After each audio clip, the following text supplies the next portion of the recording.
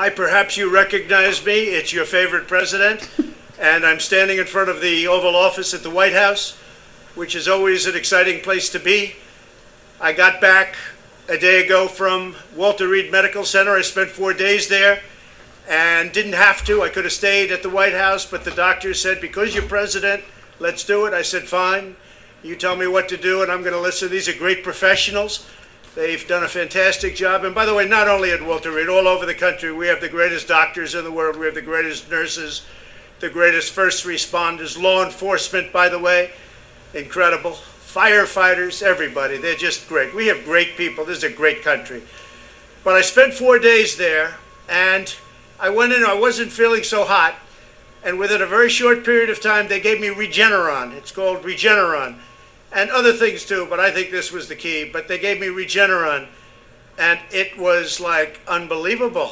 I felt good immediately. I felt as good 3 days ago as I do now.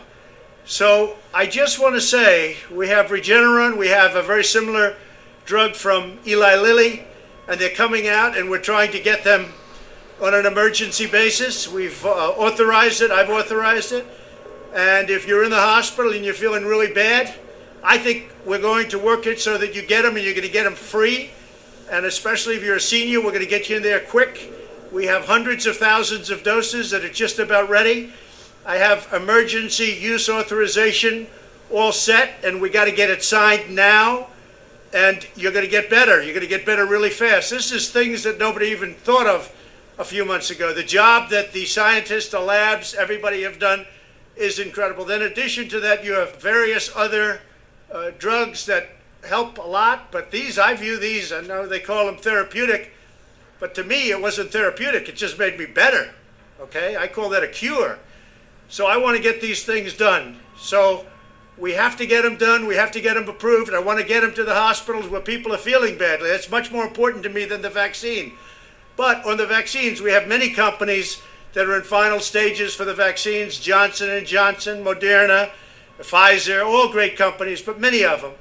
And we're going to have a great vaccine very, very shortly. I think we should have it before the election, but frankly, the politics gets involved, and that's okay. They want to play their games. It's going to be right after the election. But we did it, nobody else. Nobody else would have been able to do it. The FDA has acted as quickly as they've ever acted in history. There's never been a time, and no president's ever pushed them like I pushed them either, to be honest with you. But the FDA is approving things in a matter of weeks that used to take a matter of years. Sure. So we have these drugs, Eli Lilly and the others that are so good, but they are, in my opinion, remember this, they're going to say that they're therapeutic, and I guess they are therapeutic. Some people don't know how to define therapeutic. I view it different. It's a cure. For me, I walked in, I didn't feel good. A short 24 hours later, I was feeling great. I wanted to get out of the hospital. And that's what I want for everybody. I want everybody to be given the same treatment as your president, because I feel great. I feel like perfect. So I think this was a blessing from God that I caught it. This was a blessing in disguise. I caught it. I heard about this drug. I said, let me take it. It was my suggestion. I said, let me take it. And it was incredible the way it worked. Incredible. And I think if I didn't catch it, we'd be looking at that like a number of other drugs. But it really did a fantastic job. I want to get for you what I got, and I'm going to make it free. You're not going to pay for it. It wasn't your fault that this happened. It was China's fault. And China's going to pay a big price, what they've done to this country. China's going to pay a big price, what they've done to the world. This was China's fault. And just remember that. So we're going to get you the drug. It's going to be free. We're going to get it into the hospitals as soon as you can, as soon as we can. And you'll see some amazing things happen because we have, our military is doing the distribution. It's called logistics. And they deliver hundreds of thousands of troops in a matter of days. This is easy stuff for them. Our general's all ready. We're waiting for the emergency use authorization. And the drug companies have just made a lot of it.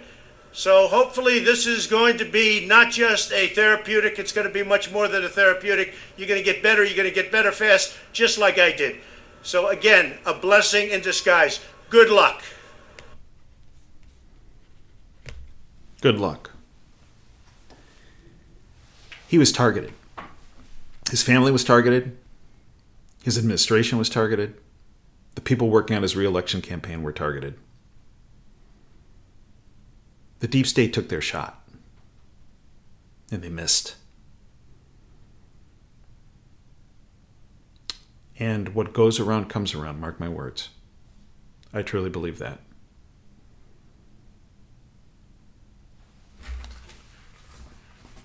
He is doing so well that he's ready already to do the debate. Debate Commission, another tentacle of the deep state, as we've all seen, not just on who they put in their moderator position, but how the rules and how they're concocted. They wanted to do a virtual debate. Forget that.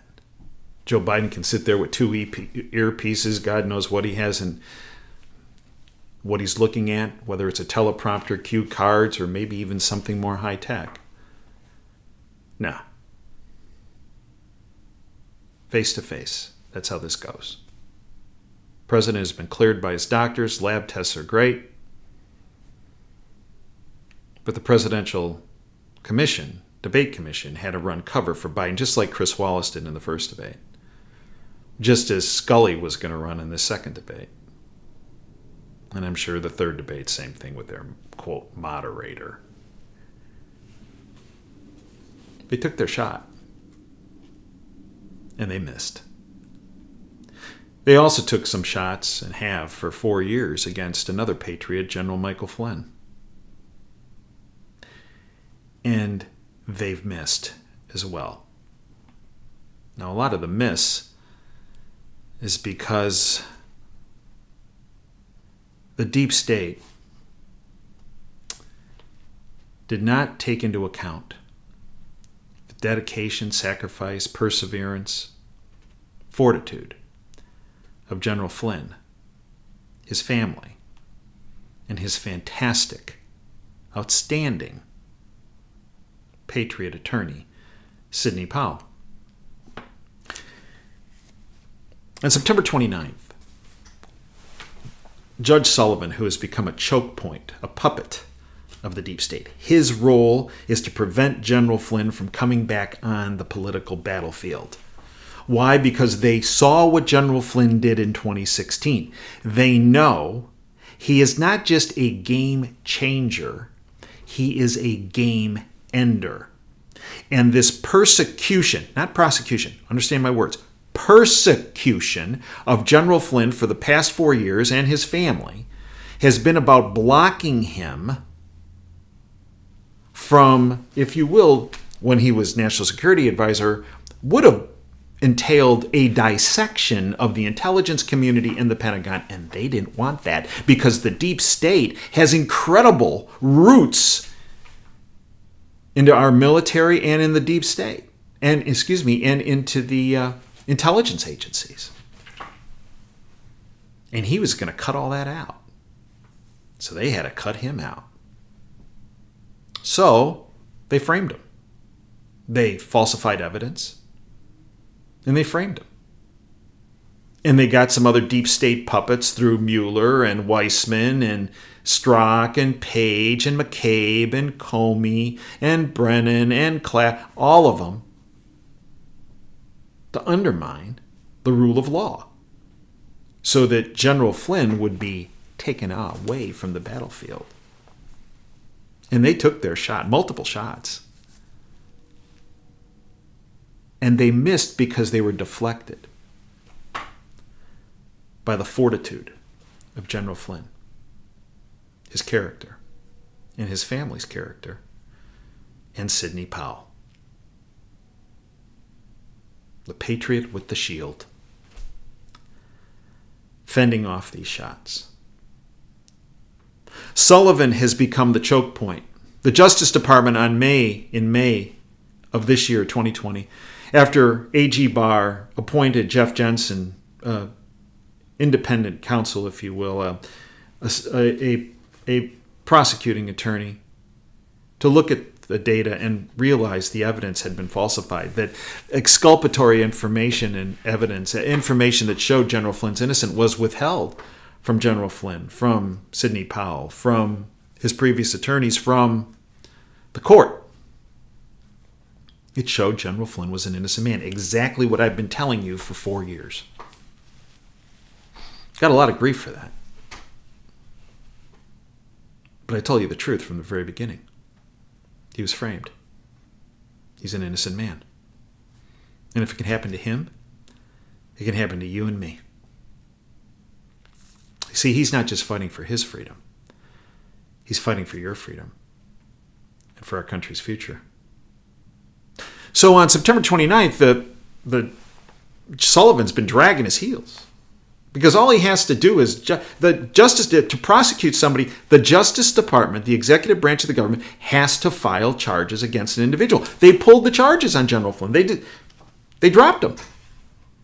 Which means the judicial branch cannot prosecute anybody without a prosecutor. They have to,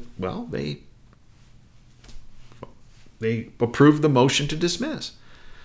And Sullivan's been dragging his heels on behalf of his benefactors in the deep state to prevent General Flynn from coming back on the battlefield, the political battlefield. So, on the 29th, it should have been a slam dunk. Instead, it was a 5-hour goat rodeo, and I've talked to you about that before. Sullivan had exposed himself in the past as being beyond biased, beyond prejudicial, of being a hack for the deep state. And it became even more apparent on September 29th, to the point where on October 7th, Sidney Powell, on behalf of General Flynn, put a filing in to disqualify the judge, get him off the case. I want to go through some of this with you because it won't see the light of day in the bought-off lamestream fake media. General Michael T. Flynn moves to disqualify Judge Emmett Sullivan for further participation in this case. From previous case law, Nashiri, quote, all that must be demonstrated to compel recusal of a judge is a showing of an appearance of bias sufficient to permit the average citizen reasonably to question a judge's impartiality. End quote. Sidney Powell and General Flynn state, Judge Sullivan satisfied that standard when he actively litigated against General Flynn. He has since far exceeded it, rising to the level of demonstrating actual bias. The court's contempt and disdain for the defense was palpable throughout the hearing on September 29, 2020, including when defense counsel made an oral motion for his immediate disqualification, which he refused to allow even to be fully stated for the record. Yeah, he got really miffed off at that one when Sidney hit him with that. Goes on. The court jettisoned any appearance of neutrality before and throughout the hearing. Judge Sullivan's words and conduct prior to and during the hearing have had a profound negative effect on, quote, public confidence in the integrity of judicial process, end quote, and require him to recuse himself. By the time the en banc oral argument in front of the D.C. Court of Appeals, Judge Sullivan's court's conduct was so far afield from all precedent, the Solicitor General, that's the representative of our government who argues before the Supreme Court. The Solicitor General was compelled to arrive at, quote, the view that there is now at least a question about appearance of impartiality, end quote. Any question that might have existed then has since been resoundingly answered, Sidney Powell stated. Goes on, even more, quote, the court has determined that an unconstitutional potential for bias exists when the same person serves as both accuser and adjudicator in the case. Judge Sullivan became an accuser in this case no later than when he sought charges against General Flynn for perjury or contempt, and is a violation of General Flynn's due process right for him to remain the judge. The circumstances of this case lead any reasonable observer to believe that the current judge has a personal interest in the outcome, is irreparably biased against General Flynn, and is actively litigating against him. His continued presence in the case has become a national scandal, undermining confidence in the impartiality of the federal judicial system and faith in the rule of law writ large. The Constitution compels, and all statutory bases require, that Judge Sullivan recuse himself from any further proceedings, even if he has granted the motion to dismiss with prejudice. Judge Sullivan's prejudicial statements and conducts have become increasingly shrill, unprecedented, and prejudicial, and apparently influenced by extrajudicial sources. His false and defamatory comments at the December 18, 2018 hearing echoed those of Rachel Maddow. Oh, listen to this. If this doesn't make you cringe, nothing will. At what was scheduled as a sentencing hearing in December 18, 2018, but became an extended colloquy, Judge Sullivan expressed his disdain and disgust for General Flynn's conduct, stated that he, quote, sold his country out, end quote, and suggested that General Flynn had committed treason. It was absolutely ridiculous. I listened when this happened. It was absolutely off the charts. There was no factual basis for defamatory comments. Neither General Flynn's plea to a violation of 18 U.S.C. 1001 nor the statement of offense made such allegations. Indeed, the prosecution never suggested nor considered that General Flynn committed treason. Judge Sullivan's defamatory characterizations became instant international news before he returned to the bench and partially walked them back. After he came out with this, he took a recess. And then he came back and he sheepishly said, "Oh, I'm sorry, I shouldn't have said that. That was wrong." Damage done, man. Just like a good deep state puppet. Remarkably, Judge Sullivan's most abusive word choices seem to have, listen now, originated from Rachel Maddow's show on MSNBC the night before the hearing. Rachel Maddow made the charge that General Flynn, quote, sold his country out, end quote. Sound familiar? And quote, was a national security advisor to a presidential candidate who was secretly also a foreign agent for the Turkish government, of which there's no proof of that. There's no evidence of that. It's pure Rachel Maddow conjecture BS that Sullivan spewed in the courtroom the next day. Sidney goes on. Ms. Maddow also spent considerable time discussing the Eastern District of Virginia indictment that was unsealed that day against Flynn's former business partner. She wondered aloud whether the indictment cuts for Flynn or against him and promised her audience, now listen to this, quote, we should get clues to that both by the length of the sentence that Flynn gets tomorrow, but also, hopefully, by any remarks the judge may make in the court explaining the sentencing decision, end quote. You don't think this was contrived? Why would she say that if there wasn't communication through her staff, and Sullivan? This is sick. This is like something out of some Banana Republic. Sidney goes on. Judge Sullivan has flouted his own standards of justice by refusing to enforce his own order, Brady order, for exculpatory evidence showing General Flynn's guilt to be brought forward, and obstinately ignored the merit of the shocking new evidence produced by the government. He acted like this evidence that finally came forward about General Flynn's innocence. Well, I don't need to hear that. I don't want to hear that. Well, wait a minute. You put an order through 2 years ago saying you wanted all the exculpatory evidence released. They never did it, the prosecution, prosecutorial misconduct. And then when it did come out through this independent review through Jeff Jensen, it's like, I don't want to hear that. It's like a 4-year-old being told that they can't have ice cream. I don't want to hear that. I just want the ice cream. That's where this guy has stooped to, the gutter this guy has gone into, this Sullivan character. Deep state dweeb. Sidney goes on. The court has failed to proceed with dispatch. This has been protracted. Look at this. In May of this year, Justice Department, charges dropped. Here we are. To this day. There's been no motion to dismiss by the judge. Sidney goes on. The court's bias and rancor was palpable at the September 29th, 2020 hearing. The court repeatedly tortured law and procedure to prosecute General Flynn. And then Sidney raises this point. Additional documents are asked for of ex parte communications when the judge meets people in his chambers or communicates with people and the other side isn't present. That's called ex parte. Well, this judge had a lot of ex parte communications. Trust me on that.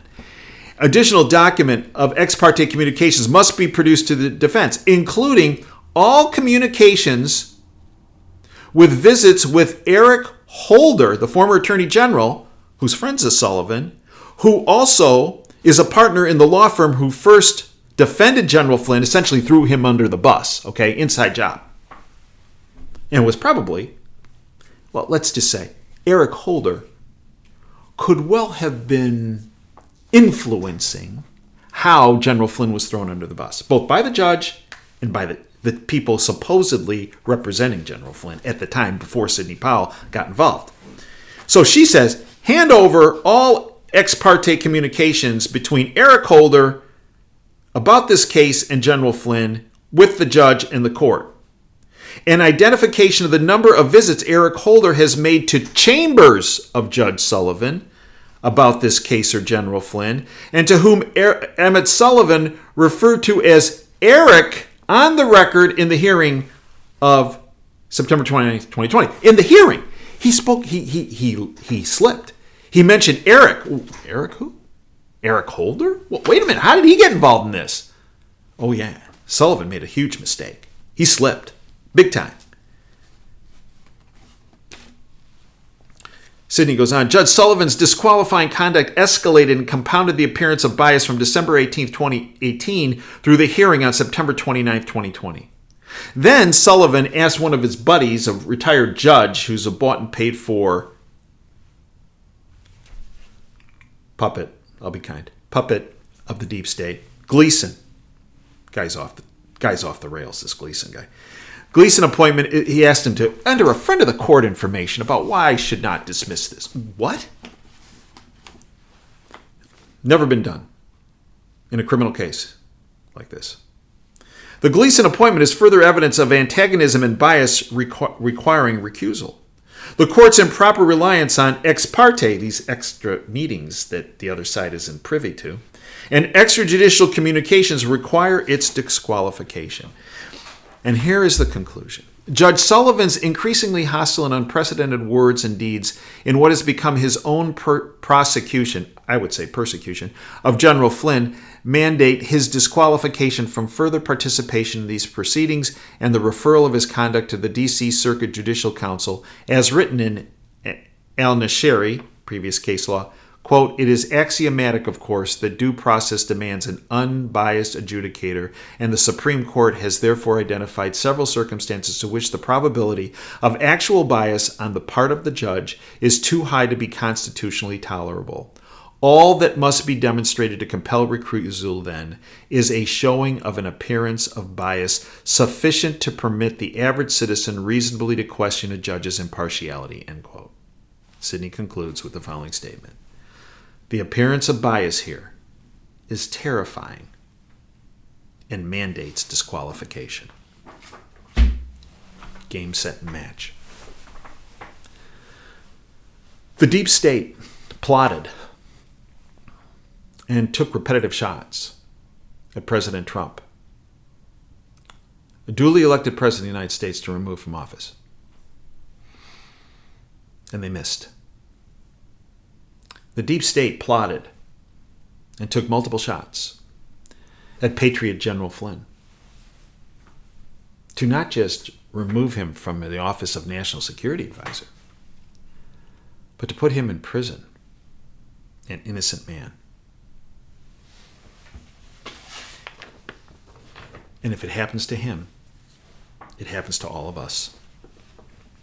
The deep state is about stripping people of their freedoms and liberties. In fact, an entire country. Their puppet is Joe Biden and Kamala Harris. That's their puppets. And that's where you come in. The only way that doesn't happen is for you to not just sit on your couch, but to get off the couch and educate as many people as you know. And it might be uncomfortable. But every American is entitled to the truth and the facts, as opposed to the propaganda spewed at them 24/7 in the bought-off lamestream fake media, a tentacle of the deep state. Remember Ruth Janda, quote, evil only has power if you become fearful. Always stand strong and take action. And that is exactly what President Trump has done and what General Flynn has done, and his family, and Sidney Powell. And it's time for you to take action. I go back to Dr. Mike Rechtenwald. You need to hear it again. The more dangerous virus infecting America is ideological, not biological. The virus turns people, the deep state virus, turns people into mutant miscreants, sick with envy, hatred, mass delirium, homicidal ideation, violent tendencies, accompanied by an irrational belief in their own moral superiority. That's what you get with Joe Biden, Kamala Harris, and all the deep state thugs behind them. We have a date with destiny on November 3rd. And we all have to be participants. And we all have to be participants from today and every day until November 3rd and for every day after that. This is a bucket brigade of truth. Network this video. Network this information. Point people to our radio show every Sunday. Point people to this YouTube channel with our track record of 300 and some videos on it now. Point people to the website, davejanda.com. The deep state despises all of it. And it's because it dissects their freedom, stripping, agenda, and virus, both biologic and ideologic. I thank you for your time. I hope you become a supporter of our platform by becoming a subscriber. $9 a month, biggest bang for the buck in all the internet. Extra shows, extra content, all the archives, tremendous analysis and insight that you will never get through the bought-off lamestream fake media. Until next time, Dave Janda signing off. Thank you for your time. Dream big and dare to fail.